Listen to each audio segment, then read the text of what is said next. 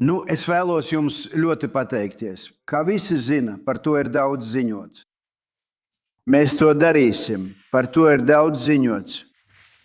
Mēs esam lieliski draugi. Prezidents ir paveicis neticamu darbu. Tikai nolaidās lidostā, lai redzētu tik skaistu lidostu. Un tur ir ēka, kas nosaukta manā vārdā. Es par to esmu ļoti priecīgs. Tas bija ļoti jauki. Lidosta ir patiešām skaista. Ceļi, kas ved uz to, bija pavisam jauni un skaisti. Un jūs esat bijis lielisks līderis un cienīts līderis visā pasaulē. Un mēs tiešām tā domājam. Mums jau no paša sākuma ir bijusi laba savstarpējā sapratne. Mums ir bijušas ļoti īpašas attiecības, un Turcija prezidenta vadībā ir kļuvusi par ļoti spēcīgu valsti militārajā jomā. Cilvēki zina, cilvēki patiesībā nezina, cik spēcīgi tā ir. Viņiem ir daudz mūsu aprīkojuma, viņiem ir daudz lielisku karavīru. Un ar viņiem patiešām ir jāreitinās. Un patīkamā daļa ir tā, ka pateicoties mūsu attiecībām, viss ir noritējis ļoti labi. Es vienkārši gribu pateikt, ka man ir cieņa pret prezidentu. Un es domāju, ka tas patiešām ir abu valstu labā. Mēs būsim... Šodien runāsim par tirdzniecību. Mēs runāsim par... citas lietas, kas saistītās ar militārajiem jautājumiem. Daudz dažādu lietu. Iespējams, mēs pieminēsim Irānu, kur mēs būtībā esam iznīcinājuši viņu militāros spēkus. Irānai nevar būt kodolierocis. Un mums ir ļoti labas diskusijas. Bet mēs daudz tirgojamies ar Turciju. Mēs ražojam lieliskas lietas, un viņi ražo lieliskas lietas. Un tas ir atstājis ļoti lielu ietekmi uz abām mūsu valstīm. Tāpēc es vienkārši gribu pateikt, ka man ir gods būt kopā ar jums. Un mums būs daudz labu tikšanos. Mums būs labas vakariņas, labs ēdiens. Mēs labi pavadīsim laiku, bet galvenokārt mums būs daudz darba. Un mēs darīsim labas lietas mūsu valstīm. Liels paldies, prezidenta kungs! Prezidenta kungs, vai jūs pārdosiet F-35 Turcijai? Un kā ir ar juridiskajiem ierobežojumiem? Nu, tas ir lēmums, ko mēs pieņemsim. Mums ir ļoti labas attiecības. Es domāju, ka daudzi cilvēki, es jums varu pateikt, daudzi cilvēki, arī tie, kas sēž šeit, domā, kāpēc gan mēs to nedarītu. Mums ir labākas attiecības ar Turciju, un Turcija daudzos veidos ir bijusi daudz lojālāka nekā citas valstis, kuras mēs uzskatījām par lojālām. Tā ka jā, tas noteikti ir kaut kas, ko mēs apsvērtu. Tā ir lieliska lidmašīna. Tā ir labākā, pašlaik pārliecinoši labākā lidmašīna. Un tas noteikti ir kaut kas, ko mēs apsvērsim. Jā. Jā, Daniel, lūdzu.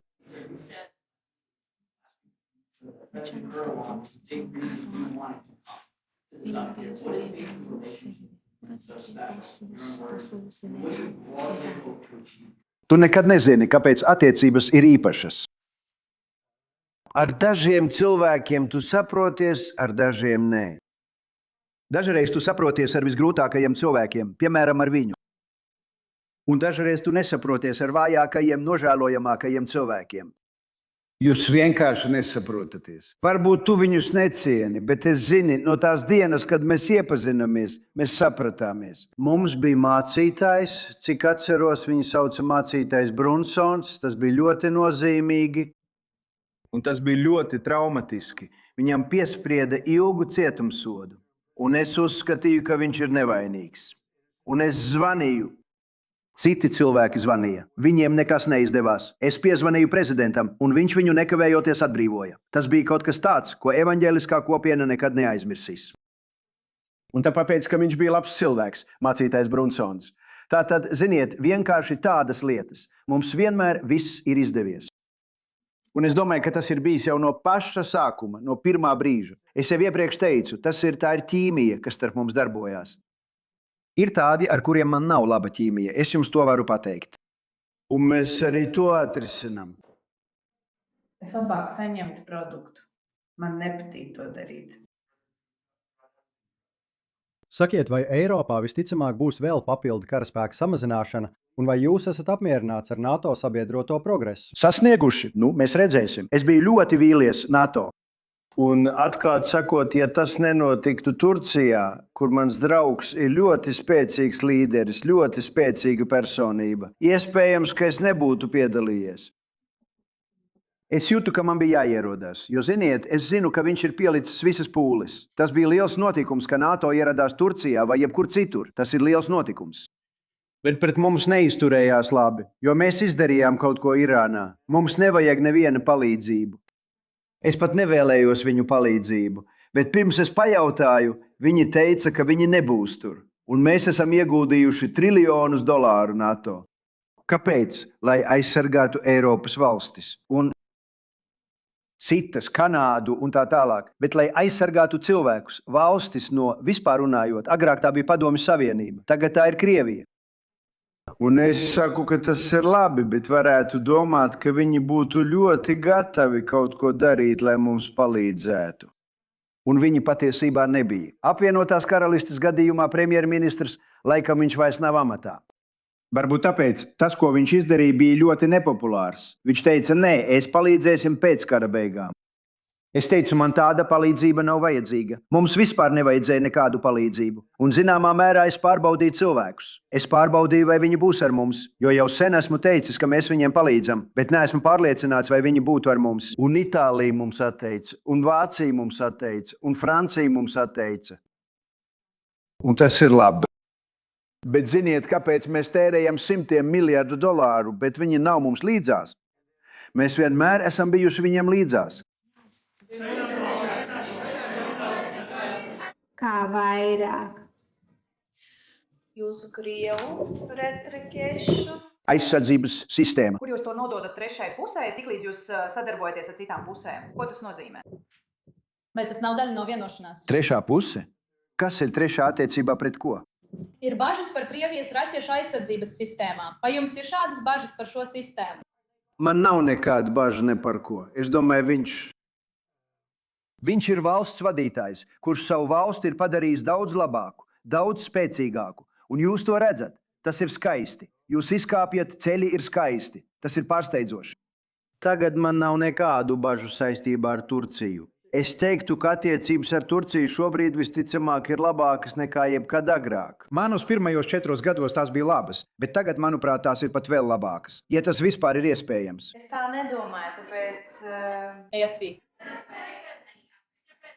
ASV militārie spēki un Turcijas militārie spēki veido patiešām spēcīgu un lielu militāro bāzi NATO. Vai mēs sagaidām turpmāku aizsardzības sadarbību no šīs divpusējās tikšanās šajā NATO samitā šeit Ankarā? Mēs uzzināsim, kad es tur došos. Mēs uzzināsim. Mums būs tikšanās. Man ir ļoti draudzīgas attiecības ar daudziem līderiem. Jūs zināt, daži no viņiem ir jauni. Mēs viņus nepazīstam. Bet, ziniet, es to daru jau diezgan ilgu laiku. Ja jūs pieskaitāt tos 4 gadus, kad mums bija viltotas vēlēšanas, ziniet, arī tad es biju ļoti iesaistīts politikā. Bet es pavadīju pirmos 4 gadus. Es pavadīju 4 gadus mazliet citādā stāvoklī. Un tad mums bija pārsteidzošs, iespējams labākais gads, kāds jebkad bijis Amerikas prezidentam. Ja paskatās uz ekonomiku, mums ir spēcīgākā ekonomika, kāda mums jebkad bijusi. Mums ir 19 triljoni dolāru, precīzāk 19,2 triljoni dolāru, kas tiek ieguldīti Amerikas Savienotajās valstīs. Tas ir 7 vai 8 reizes vairāk nekā jebkad agrāk. Tas ir pasaules rekords, ne tikai ASV rekords. Un es tikko izlasīju, patiesībā braucot šurp, man tikko iedevis bija mašīnā ar tiem skaistajiem zirgiem, tiem lieliskajiem jātniekiem, tiem izcilajiem karavīriem. Un pienāca ziņa, ka Toyota pārceļās no Meksikas uz Amerikas Savienotajām valstīm un būvē vienu no lielākajām kravas automašīnu un vieglo automašīnu rūpnīcām, kāda jebkad ir celta. Tas ir pārsteidzoši. Un tieši to dara tarifi, ja tos pareizi izmanto. Un tāpēc mums nekad nav bijusi tik izcila ekonomika vai tik liels ekonomiskais potenciāls. Nekas tāds nekad nav bijis. Iepriekšējās administrācijas laikā investīciju apjoms bija daudz mazāks par $1 triljonu. Un mēs esam sasnieguši 19,2 triljonus faktiski pirmajos 12 mēnešos. Jo tieši tad tas notika, jūs zināt. Tāpēc mēs esam tur jau pusotru gadu. Tātad šis skaitlis tagad ir ievērojami lielāks. Bet 19,2 triljoni skot 12 mēnešu laikā neviens nekad nav redzējis neko tādu. Tātad mums ir pārliecinoši lielākā ekonomika. Šobrīd Amerikas Savienotajās valstīs mums ir vairāk darba vietu nekā jebkad agrāk. Un mums ir lielisks attiecības ar dažām valstīm tirdzniecības jomā. Un Turcija ir viena no tām. Man tas nepatīk. Bet viņi iegādājās lidmašīnas no Amerikas Savienotajām valstīm. Un kad jūs iegādājaties lidmašīnu no Amerikas Savienotajām valstīm, ja tiek veikta dzinēja atjaunošana un citas lietas ar dzinējiem, notiek dažādas lietas, tostarp vienkārša apkope. Es domāju, ka mums ir pienākums veikt dzinēju apkopi un palīdzēt viņiem veikt dzinēju apkopi. Kad jūs pērkat lidmašīnu no mums, vai tad mēs teiksim, ja dzinējiem ir nepieciešams remonts, vai ja dzinējs ir jāatjauno, vai pat nedaudz jāuzlabo? Bet es domāju, ka mums ir pienākums to darīt. Ko jūs darīsiet? Teiksiet, es to nedarīšu. Skatieties, Turcija ir bijusi, es zinu, jūs zināt, daudzi cilvēki nepiekrīt, lai gan es domāju, ka ar laiku viņi sāk. Turcija mums ir bijusi lielisks sabiedrotais. Turcija ir bijusi, Turcija varēja nostāties malā. Viņi ļoti labi pazīst Irānu un zina problēmas ar Irānu. Bet viņi ir bijuši ļoti nozīmīgi kopā ar vēl dažām citām valstīm palīdzot. Viņi varēja iesaistīties cīņā. Ziniet, daži cilvēki runā par viņu attiecībām ar Izrēlu. Viņi varēja iesaistīties cīņā. Viņi militāri ļoti spēcīga valsts. Viņi to neizdarīja. Varbūt viņi to neizdarīja manis dēļ, bet viņi varēja iesaistīties cīņā otrā pusē. Viņi ir nācija, kas ir bijusi ļoti, ļoti laba. Un kā prezidents es varu runāt tikai savā vārdā. Viņi daudzos veidos ir bijuši izcili attiecībā uz mūsu attiecībām. Tostarp mēģinot izbeigt karu ar Irānu, vai kā jūs to saucat. Tas pat nav karš, tā ir militāra operācija. Tā ir denuklearizācija. Būtībā runa ir par Irānas denuklearizāciju, jo es nedomāju, ka viņš arī gribētu redzēt, ka viņiem ir kodolieroči. Esmu par to diezgan pārliecināts. Patiesībā esmu par to pilnīgi pārliecināts. Tātad, bet kad viņi no mums pērk produktu, vai tas būtu lidmašīna vai kas cits, kad pienāk apkopes laiks, man šķiet, ka mums ir vai mums nav pienākums viņiem palīdzēt. Ko mēs darīsim? Teikt, mēs neļausim jums izmantot produktu, par kuru jūs iztērējāt daudz naudas. Un īpaši, ja tas ir bijis kāds, kurš atklāti sakot ir bijis noderīgāks Amerikas Savienotajām valstīm nekā daudzas citas tradicionālākas valstis. Man nepatīk to darīt.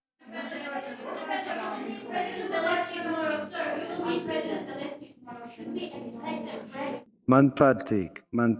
Man bija ļoti laba saruna ar prezidentu Putinu, kurš starp citu ļoti cienīja prezidentu Erdoganu. Viņam ir liela cieņa pret viņu. Mums vakar bija gara saruna, tā ilgi, un uzreiz pēc tam es arī runāju ar prezidentu Zelenski. Es domāju, ka viņi abi vēlas panākt vienošanos. Žēl, ka tas aizņēma tik ilgu laiku. Bet es domāju, ka kaut kas notiks, kaut kas no tā sanāks, un prezidents arī mums ar to palīdz. Bet es domāju, ka tur kaut kas ir. Zini, es atrisināju 8 karus.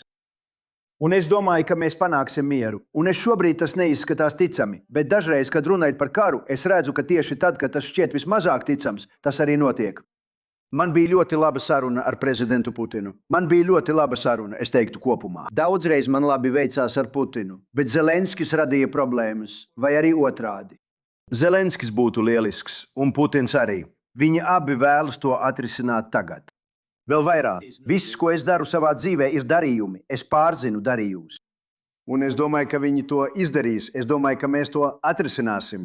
Cerams drīz. Pagājušajā mēnesī 35,000 cilvēku, pārsvarā karavīri, gāja bojā. Mēnesi pirms tam tie bija 24,000, mēnesi pirms tam 27,000 un vēl mēnesi iepriekš 29,000. Bet pagājušajā mēnesī 35,000 jaunu karavīru, pārsvarā karavīri, gāja bojā. Un tas ir neprāts. Mēs runājam par aizsardzības industriju, bet, lai to īstenotu, Amerikas Savienotajām valstīm arī jāceļ muitas sankcijas. Cienījamais vēstnieka Baraks ir šeit.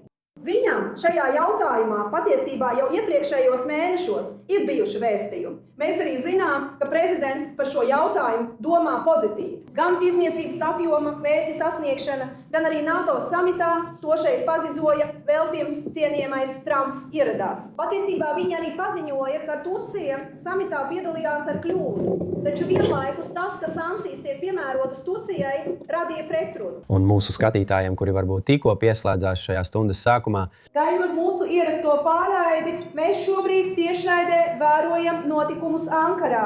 Turcijas Ankarā.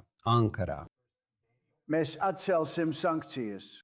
Oho, tas ir interesanti. Mēs skatāmies, kā prezidents Trumps piedalās preses sarunā. Es negribu, lai viņš tērētu savu laiku atbildot uz šo jautājumu, jo mēs ļoti cieši strādājam ar Marko Rubio, ļoti slavenu cilvēku, lielisku valsts sekretāru, un ar Skotu Besetu, ar Pītu un visiem pārējiem. Mēs atcelsim sankcijas. Ir pienācis laiks to darīt.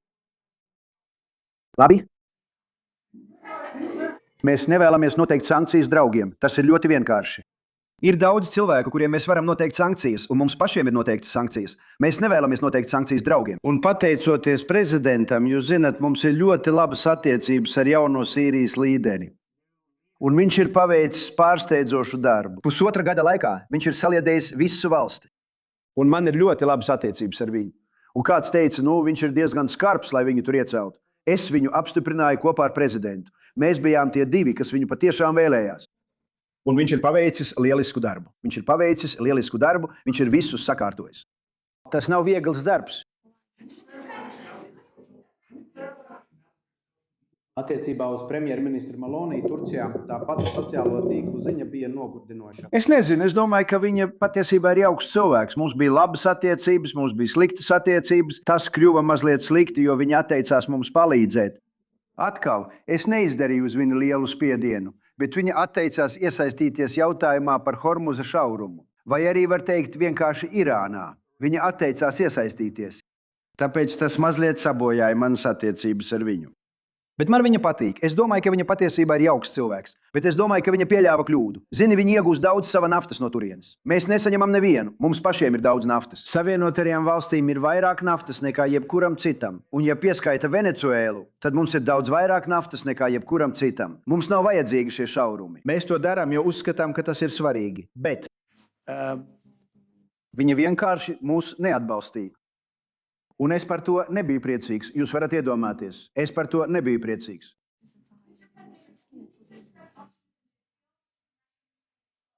Kāpēc tu tā domā? Kādi apstākļi ir mainījušies? Vai Putins izskatījās atklāts? Ar ko? Krievija, Ukraina. Vai Putins šķita gatavs jebkādām piekāpēm? Nekad nav mainījies. Es vienkārši negribu, lai viņš nogalina cilvēkus. Ziniet, tas neietekmē Amerikas Savienotās valstis. Kad Baidens bija šeit, viņš viņiem deva aprīkojumu $100 miljārdu vērtībā. Tagad es pārdodu aprīkojumu par, ziniet, godīgu cenu, pilnu cenu. Un es to nepārdodu Ukrainai, es to pārdodu Eiropas Savienībai. Viņi mums maksā. Bet man tas nav saistīts ne ar ko citu, kā tikai ar vēlmi glābt dzīvības. Jums ir 25, 35, 30. Vienreiz tas sasniedza 41,000 dvēseļu mēnesī. Viņi miruši. Viņi atstāja savu māti Ukrainā. Viņi atstāja savu māti un tēvu Krievijā, Ukrainā. Viņi mājārdievis. Un pēc nedēļas viņi ir miruši. Tas ir traki.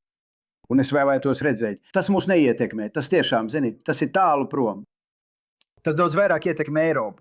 Mēs esam tur, lai palīdzētu Eiropai. Bet tas neietekmē Amerikas Savienotās valstis. Mums pa vidu ir okeāns.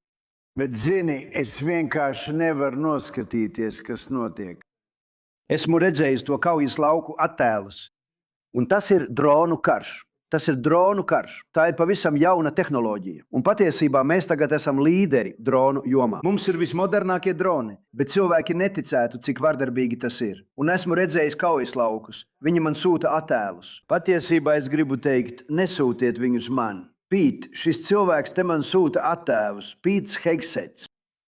Un es teicu, Pīt, zini ko? Nav nekādas jēgas skatīties. Es nekad neko tādu neesmu redzējis. Tas ir slaktiņš.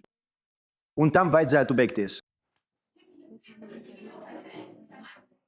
Vai mēs bijām atvērti jebkādiem kompromisiem, lai izbeigtu karu? Vai jūsu kultūra bija atvērta kompromisiem, lai izbeigtu karu? Es ļoti labi saprotos ar abiem, un mēs to atrisināsim. Un prezidents Erdogans mums palīdz to atrisināt, tāpat kā viņš palīdz ar Irānu.